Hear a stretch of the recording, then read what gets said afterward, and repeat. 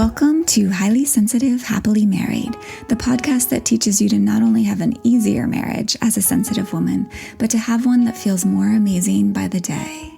Where you'll hear relatable stories, love advice that works, and coaching on how to have a marriage where feeling upset and disconnected is a thing of the past, and where instead a sense of loving connection and even fun and lightness is the norm. I'm Hannah Brooks, highly sensitive person, love expert, and marriage coach, and I'm so happy to be on this journey with you. Hello, my friends. I hope you're doing well. I hope spring is springing wherever you are.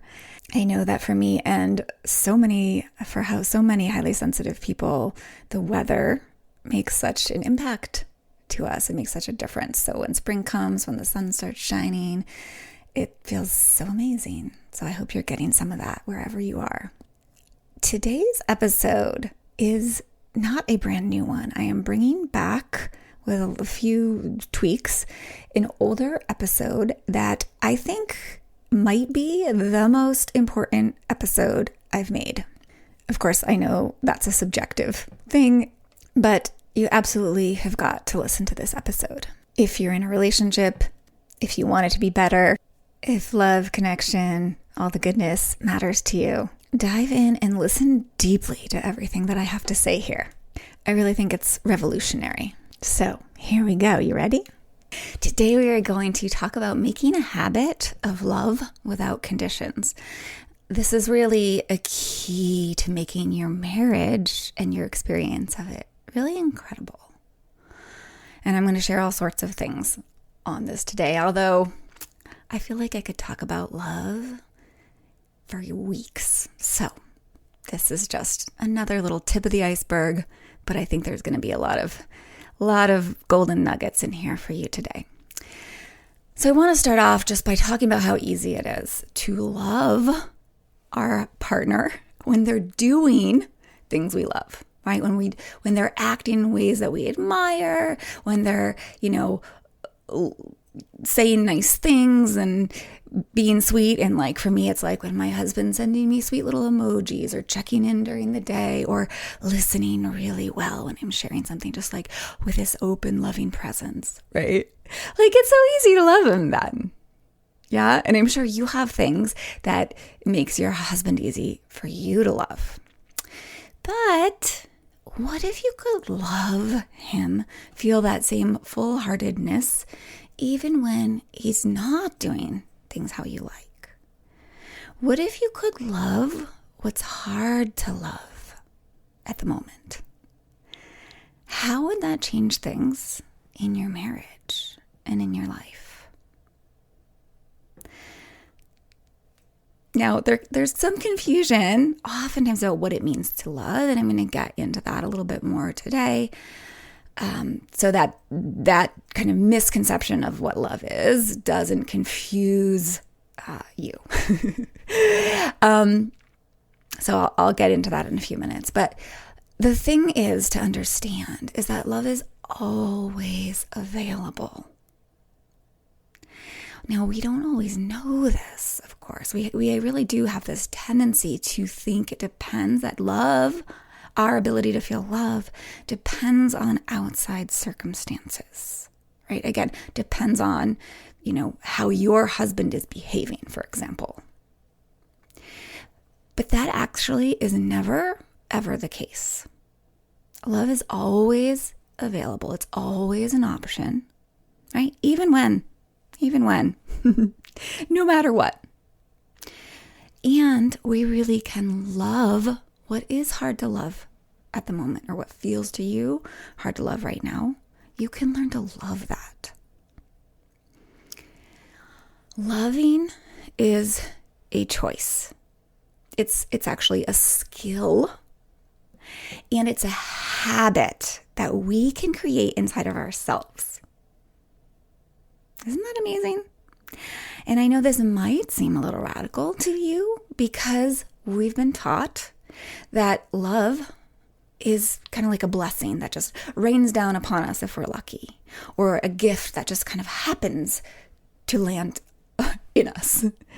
right? Or doesn't, right? It either happens to us or it doesn't, as if it, like, we have no say over our love, our capacity to love. But not only is that just not true, but it's also just so much more empowering to think about love as a skill, or like loving as a skill you can develop, right? A habit that you can make a natural part of your life, that you can like make become who you are, this person with this giant capacity to love. Because then it's in your hands how much love you feel, or how much little love you feel, how little love you feel. It's in your hands, and you don't have to wait for your partner to bring it to you. You don't have to wait for the conditions to be just so in order for you to feel love. And let's face it, not all of your partners, right? Not all of our partners are great at bringing love consistently, frequently, and in the way that makes it easy for you to love, right? They're not great at making you feel love all the time, right? So let's not make the love that you want to feel contingent on him. When we do that, we're forfeiting so much. We're forfeiting so much. And the truth is, in fact, it is not contingent on him. How much love you feel is not contingent on him. It's contingent on you, on your capacity to love, on your own inner wiring inside your mind, body, heart system, right? That's what gets in the way or paves the way to more love, right? The stories you tell yourself about your husband, about what his actions and ways mean, the perceptions you have of him, the beliefs you have about him, the filter through which you see him, that's what determines how much love or how little love you get to feel. In other words, you determine how much love you let yourself feel or how little love you let yourself feel, not him. And the amazing news is you don't have to put conditions on your love. Meaning you don't have to withhold love because you don't like something your partner is doing, right? Or isn't doing. Oftentimes it's that. He's not making time for me. He's working too much. He's not, following through with what I asked him to and he said he would do, right? We use so many things as excuses not to love, to not love, to withhold love. But really, that's just cutting us off from what we want to be feeling. It's withholding from ourselves. It's taking away access to the best thing in the world, which is the love in our hearts, the feeling of love. When we withhold love, this is really conditional love, right? It's like, I'll love you in this condition. I'll feel love for you under these conditions only and not under these conditions, right? And we think that when we're withholding love because of certain conditions, right? We think it's a punishment to them. Like somehow me not feeling love for him is punishing him. But really, it's punishing us. He's not the one not feeling the love. We are. Yeah? So my clients often come to me when they come to me at first. They're punishing themselves in this way because they don't like something their husband's doing, something in their husband's behavior. For example, I'm going to share a few examples. One of my clients really withheld love from herself, right? Meaning she didn't feel love for her husband. Therefore, she didn't get to feel love inside of herself when her husband smoked cigarettes. So not only did she have to deal with like that yucky cigarette smell, right? Not only was there that, which wasn't her fault at all, right? But she also had to deal with her own yucky feelings in addition. So now it's not just the cigarette smell. It's also all this yucky emotion that she has around her husband. And she has to deal with this cold front between her and her husband. Yeah. Another client withheld love because her husband worked a lot. So what would happen is he'd come home. When he did come home, she wouldn't be feeling love. Instead, she'd be feeling hardened and closed off, kind of resentful and angry, right? And then she'd interact with him from that place. And then she wouldn't actually get to feel the love they had for each other while he was actually at home and they were actually able to be spending time together, right? She could have improved it for herself so much, and she learned how to in our time together, that like by allowing herself to feel love for him while she had him there, right? Instead of punishing herself by withholding love because he wasn't around enough. Another client at first was withholding love from her husband, but again, really from herself, of course, when her husband was feeling overwhelmed or kind of down because he was stressed about work. I see this one a lot. And so now not only did he have an unhappy work life, but he also had a wife who was mad at him, right? And she had not only a grumpy husband, but a grumpy self. Yeah?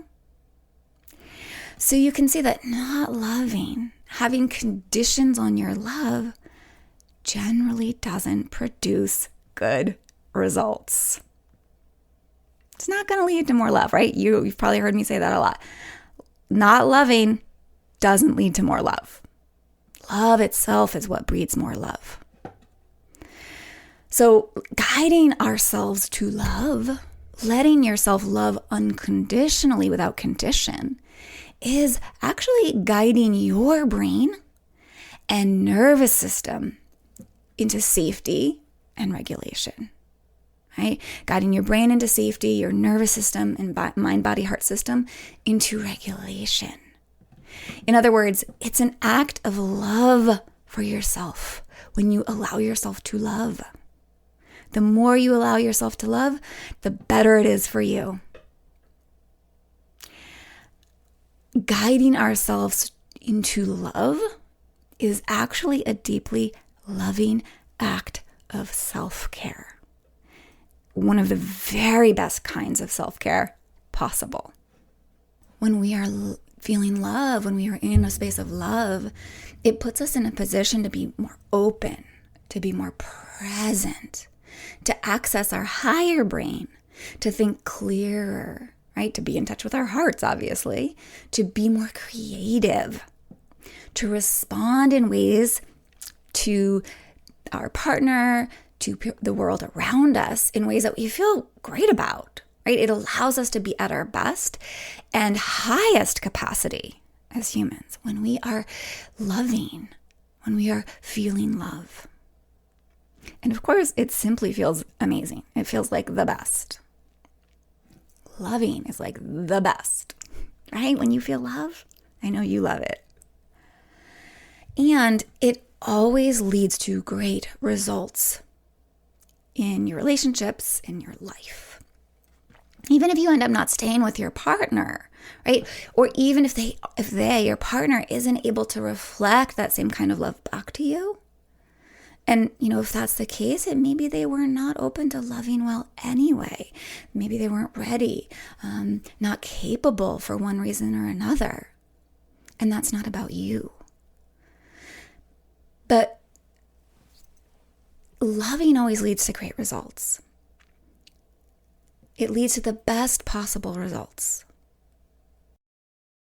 Think about it. If you say things out of anger, another human is way more likely to reflect that anger back to you, right? To have their nervous system triggered and to respond in kind with anger.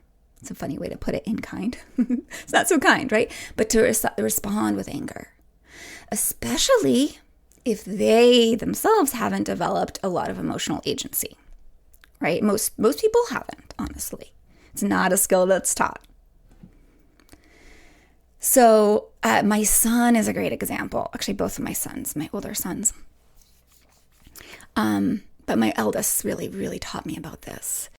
He's been such a great teacher in so many ways.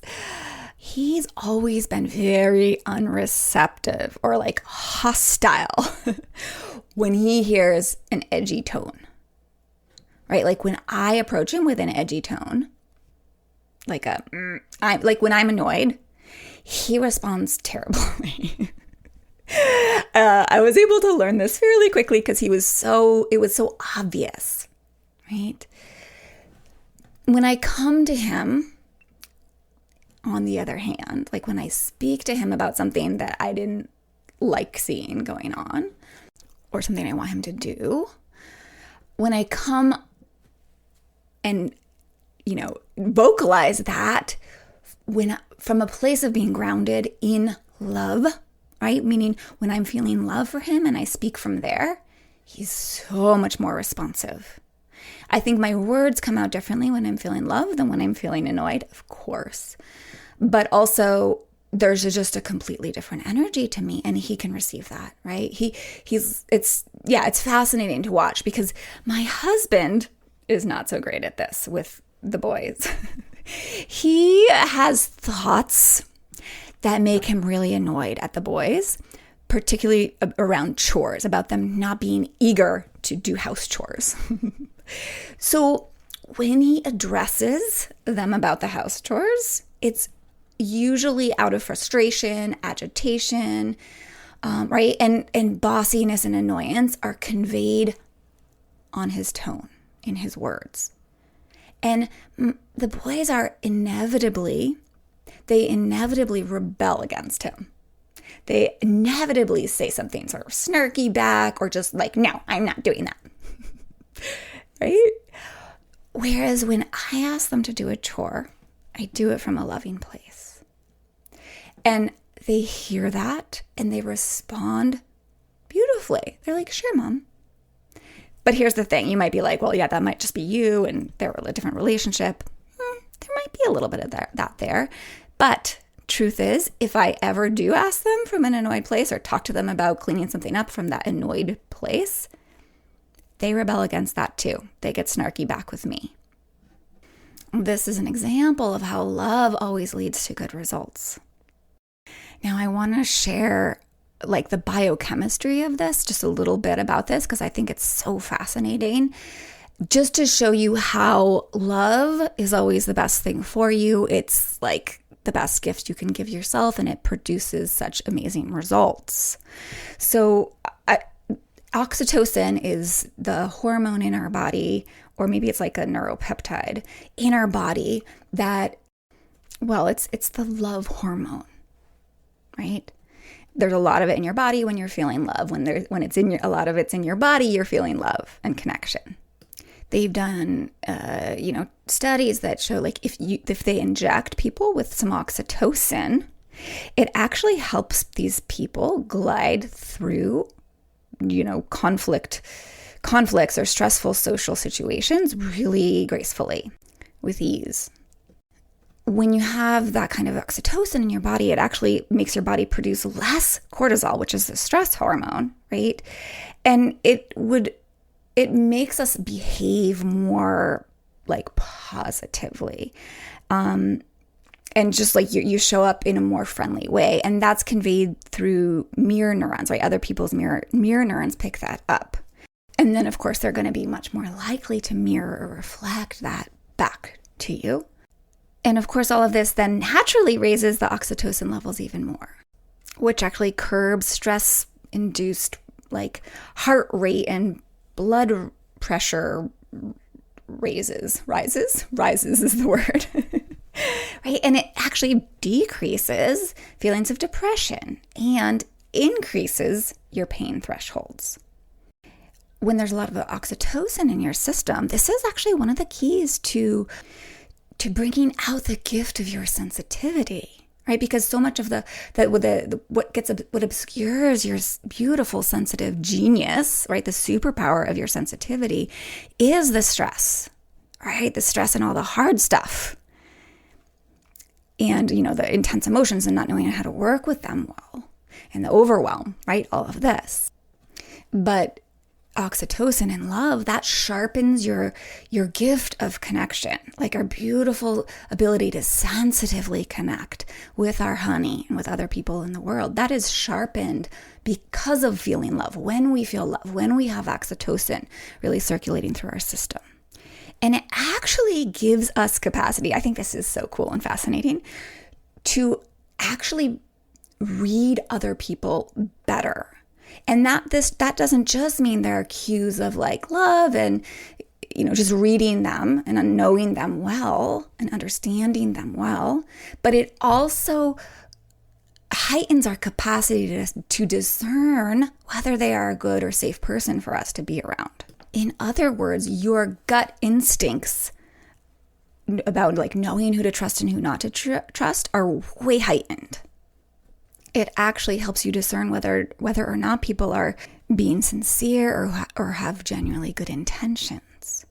In other words, it heightens your sensitivity and actual intuition. Whereas when we're feeling stressful emotions, when we're feeling lots of the opposite, like anger and resentment, that actually distorts our capacity to discern what's really going on in the other person. It makes us falsely distrustful and see things that aren't actually really there. Dangers and flaws and such things. So love and having this oxytocin moving through your system, it actually makes you less gullible. It makes you be able to read others' intentions more accurately. Ultimately makes you wiser, right? And not sort of like falling prey to the false intuition or that like overactive threat system that so many of us highly sensitive people have, right? So that's one of the ways love is so much a gift to you. It's so good for you. It serves you so much. And of course, like if you just think about this, I know you all know this, that love impacts the world so positively in so many ways. And love is available to you. Love without conditions is available to you. And it will bring you all of this and more when you can spend time there. So let's talk a little bit about what is love without conditions. Let's talk a little bit more about that. Really, loving without conditions means it would be so, like I would love my husband in any condition. There's nothing he can do to make me stop feeling love for him. And I think maybe when I say it like that, it can, for some of you, it might feel kind of hard to think about like, well, could I do that for my husband? I think it's useful to use the example of if you have children, to think of your children, right? I think most of us moms can relate to this for our own kids. Is like, there's nothing he could ever do that would keep me from feeling love for him, that would stop me from loving him, right? Like I think about like a toddler in a temper tantrum. Like, sure, it's not like you're going to like the temper tantrum or approve of him having this temper tantrum, right? But you still love the kid so much, even when he's having a temper tantrum, right? If someone stopped you in the middle, even if you were feeling stressed because he was having a temper tantrum and someone said to you, hey, do you love this child? You wouldn't say no, right? You'd know obviously how much you love him, even while he's flipping out on the floor, right? You don't put conditions on your love for him because he's having a tantrum, right? And you can have that same depth of love, that same capacity to feel love without conditions for your husband if you want. But this does not mean that you do things you don't want to, or like cheer him on when he's on the floor, when your kid's on the floor. I mean, hopefully your husband isn't having tantrums on the floor, but I don't know. Stranger things have happened. So I want to be really clear with you that loving isn't permissiveness. boundaries. It isn't condoning bad behavior. Those are totally different things. When you love without conditions, you don't restrict or withhold your love because you don't like something your husband's doing. But you can and should, when it feels appropriate to you, set clear boundaries. Say no. You know, when you accept and you love him fully, you still take care of yourself by not tolerating certain treatments. So I really want to be clear here that you don't confuse a love or like loving without conditions to mean tolerance and condoning him saying rude things or yelling at you or ranting about something when you asked for a timeout or a ceasefire, right? And it doesn't mean you having to do certain things for him. Loving doesn't mean you have to do anything, take any specific actions. It doesn't mean needing to set aside your own well-being so you can do more for him. No. It's not like if I love him unconditionally, I need to go buy him pastries in the middle of the day, even if I have a full schedule that day. This is something I've thought about. Or that I have to have sex with him on a Wednesday night, even if I feel crappy, just because he wants to, right? That is not love. That's people pleasing.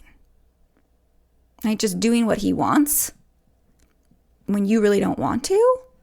That's not love.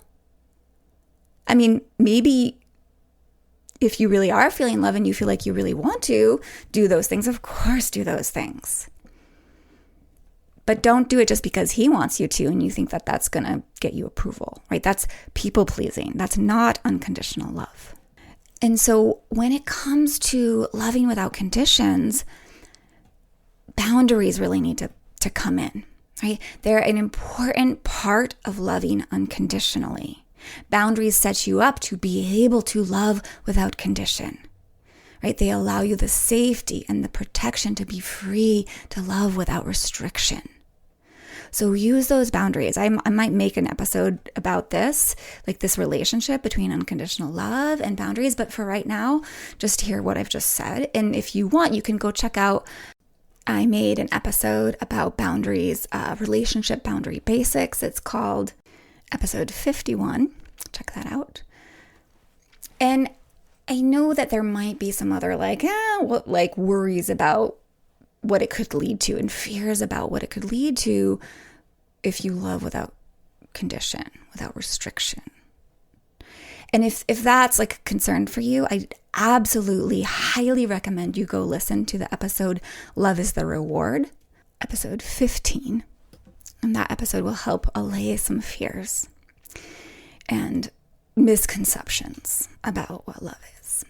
Because really, again, loving without conditions is truly a gift to you, and it's a gift to your marriage, and it feels amazing. And I don't want you to use anything as an excuse to not allow yourself the joy of feeling love. So that question becomes, how do you make loving without conditions a habit? So let's just look at a tiny little bit of brain science, because this is key. So the neurons in your brain are fired in a certain way to get you where you are today. Like they've been firing in certain ways, and exactly where you are today is the result of that. Right? The way that your neurons fire in your brain, it creates your life and your experience of it. In other words, there are thought patterns in your brain that I think of as like, they're neural networks, but they're like I always think about them as little roads going on in your brain. And they're created by certain ways of perceiving and thinking, and they're like patterned in there. So it's easier and easier for you to have the old ways of pre-programmed ways of thinking and seeing and experiencing things, which is going to lead to a certain set of emotions being more predominant in your life, because certain neurons fire together, you have a certain kind of thought, and that leads to certain kinds of emotions. And those become kind of like the default in you. So to feel more love, to be more in love, and have a more love-filled life, you need to create a new groove or new neural pathways, a new set of neural pathways, a new little road system in your brain. Now, even just listening to this podcast and kind of opening your brain up and hearing these new ways to think about love is like a beginning of etching in those new pathways. Maybe just the surface of it. I kind of like to think it's like bushwhacking the first path on, like the first pass, not path, on a new path, right? On a new road. Like it's like I talk to my clients about how when they start to learn to think and feel in new ways, they're actually bushwhacking a new trail inside their brain. And eventually the more they go over that trail, the more it becomes like a dirt road, and then it becomes like a paved road, and then it becomes like a super highway, right? It becomes like a super highway. So it's like the quickest, most easeful path road to go down. When you look around you at the world, right? It becomes part of who you are, in other words. So when you do this with love, loving, being full of love becomes who you are. Now, doing this work, it like getting there, like forming any new habit, actually is deliberate. You have to do it on purpose. So that's where we need to start, is understanding and then choosing to deliberately love on purpose. Expand your capacity to love. Again, it's so easy for us to focus on what's wrong and, have excuses to withhold love, right? It's so easy for us to feel defended and resentful and closed to love. It's very natural for our default brain, unless we've done a lot of work and unless we start to choose to change that and do the work, right? But we really can open ourselves back up to love. And it starts with questioning the thoughts that are causing the lack of love, right? That are causing the resentment, the closedness to love, the hardening towards love, the defendedness, right? The judgment, all of these things. Actually, it really starts with awareness of when we're doing that and when we're closing ourselves off to love. But then once we see when we are and where we are and the thoughts that are creating that, the thoughts that we're having that are leading to closeness, we can question those thoughts, those perceptions, those ways of like old habits of seeing him and thinking about him. So let me give you an example. My brain has been noticing one of the things my husband's quote unquote doing wrong, which is when he wants something or presents an idea to me and I don't instantly approve of it and I want to talk about it, like I want to reflect on it and share my thoughts about it, he doesn't seem to like listen. He doesn't actually let me express my concern fully before he argues for his side. Okay, now this is my perception. This is not a fact. This is how I experience it, right? And so just the other night, something happened along these lines. He was saying something about how he wanted to take our son to do something. And I had some concerns. And so I started to just share my fears. And he, cut me off and started to argue for why he should be able to do it and why he wanted to do it. And my reaction to that was to quickly, the normal default brain reaction is to see how he's doing it wrong, right? To focus on how he's not listening. And then I felt kind of mad and a little hurt and very closed kind of instantly to loving him, right? So in that moment, when I remember back, for a moment, he felt very unlovable to me, right? And so I sat down and I questioned myself. I questioned my perception that he wasn't lovable because he wasn't listening to me. I asked myself, why am I wrong about that? That he's not lovable, right? I asked myself, how is he lovable? Why am I wrong about love not being possible here? How is it possible for me to love him with this behavior, with him not listening, with him arguing for his side, instead of listening to my perspective? this is what I mean by questioning our perceptions, and particularly questioning the perceptions that make you believe that you can't love him in the moment with whatever he's doing, right? And so I sat down and I answered these questions, and I'll share just a couple of my answers. I'm wrong about him not being lovable because I can see he's so eager to help our son have joy. And that's why he wanted to do it, right? Also, he wanted me on his side, knowing that he has lovely intentions. That's why he wasn't listening, right? He wants me to feel like the joy and excitement of the adventures that he wanted to do, right? He wanted me to feel that excitement with him. And, he thinks it's joyful, and he just wanted me to share in that. And he wants to live and enjoy this life and not be held back. Could I love those things? Can I love that in him? Of course. I can feel love, right? And like that big, swelling, open heart feeling right now. Asking myself, why am I wrong about love not being possible here? And how is it possible for me to love him with him not listening? Answering those questions made so much space for me to love him. Yeah? Now, does this mean that I don't ask him to work on listening better, or to take some moments to really hear what my perspective? Of course not, right? I definitely did. And does this mean that I let him do whatever he wants, even if my, mama alarm bells are going off? No, of course not. It never means I don't speak up and put my foot down around things that are very, very important to me, like my child's life. But now I can do it from a place of openness to him and love for him, which of course is going to bring such better results, right? Meaning, in this case, he's going to be able to hear me because it's not coming out in a tone that's judging and critical, right? From which he might only hear, you're doing something wrong, you're bad, right? That breaks down communication real fast. That won't have him listening to me, I can guarantee it.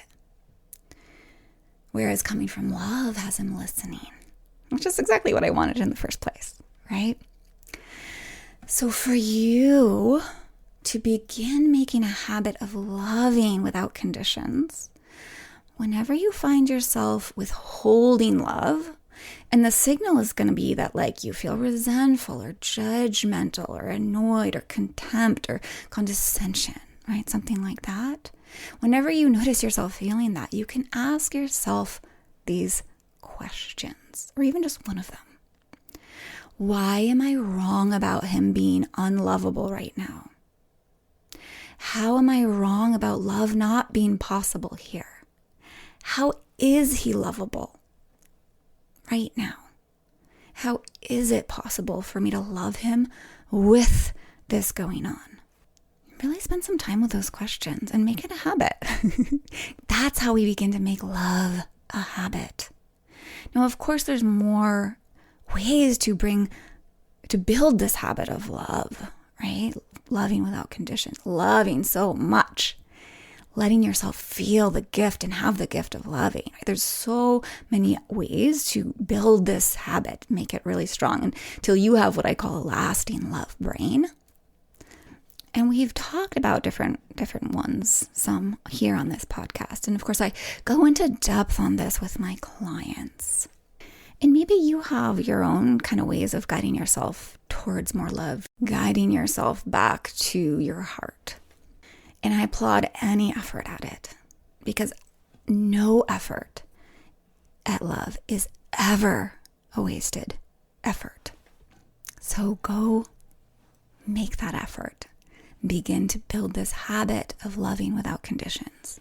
And if you know that this is part of your work, which I think it's part of almost every single person's work in a marriage, but you feel like you know that there's things holding you back, there's barriers to love inside of you. This is, of course, at the very heart of the work that I do with my clients. And one of the areas that I find so often is also at the very heart of like the obstacle to loving without conditions is the capacity to love ourselves, the knowing of ourselves as lovable, right? Self-love is like the garden from which love for others grows. So if you're holding a grudge in yourself against yourself, if you have conditions on your love for yourself, right? If you withhold love for yourself, unless you're, this way, or you achieve that, or you lose 20 pounds or whatever, you're not going to be able to love others as well. My work as a coach is to help you love yourself and love others fully and deeply and without conditions. So your life is as full and as rich with love as is possible for a human being. So if at the time of listening to this, I'm not taking new one-on-one clients, which happens from time to time, I do always have several courses that you can take starting right away, that you can dive into today, that will help you majorly to make a habit of loving yourself, as well as open doorways to unrestrictedly loving your significant other and really feeling so much more closeness and connection and goodness between you and your spouse. I most highly recommend the Stop Taking It So Personally course, which is so much more than that and is really about melting barriers to feeling love, and the Closer to Your Husband in 7 Days challenge. They're so affordable that there's really no reason not to dive into these courses. You can do them each in 1 week, or you can spread them out a little bit more if that feels like a better pace for you, but do them. Absolutely do them. You can find them over at my website under the courses tab. My website is hspmarriagecoaching.com. All right, my lovelies, have a wonderful week and be oh so well.